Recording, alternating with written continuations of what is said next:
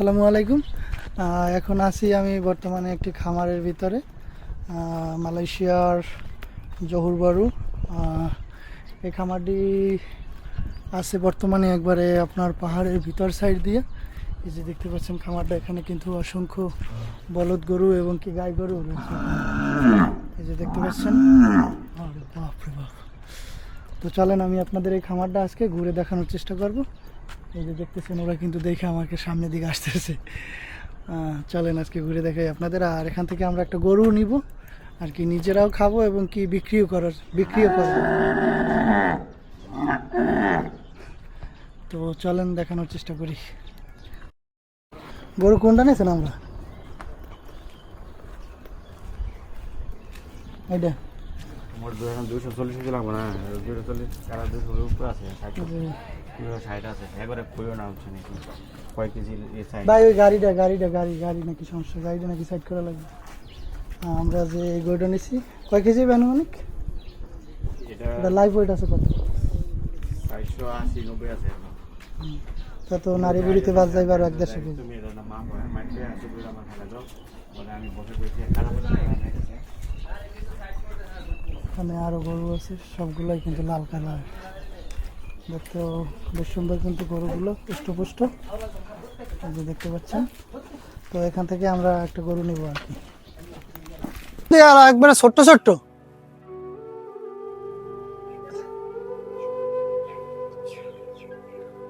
এগুলো তো ছোটই, খালি ওই একটা গরু বড় লালটা মাপেন কিভাবে মাপবেন? গুতো মারিস না, এই গরুটা বড় আছে, এটা আমার 400-450 কেজি হইবে মনে হয় নাকি।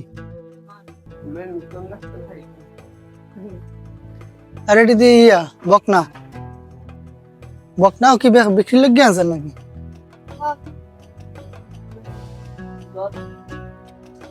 কি রকমের বিক্রি করেন বকনা? এটার তো বয়স হয় না মনে হয় জবাই করে। তো আরো বড় হইবে, এই বছর আরো বড় হইবে। এটা খাওয়ানো এগুলো কি মিলাইতে আছেন রেডা?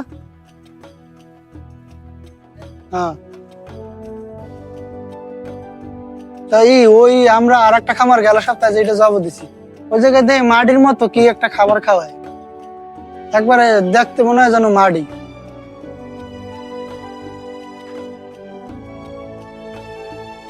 এটা কি রকমের কি বিক্রি করবেন? কিলো কি রকমের কি? 3.5 কেজি দেবে 100 টাকা। 3.5 কেজি 100 টাকা।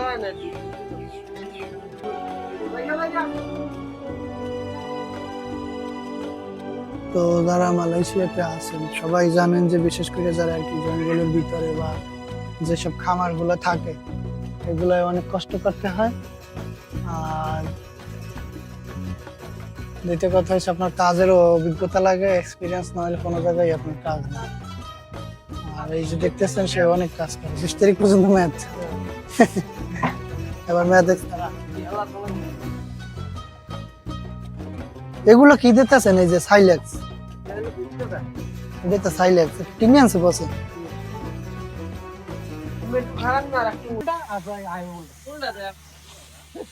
কি অবস্থা জুমন কাশাই? জীবনটা শেষ শেষ জীবনে ফার্স্ট এক্সপেরিয়েন্স।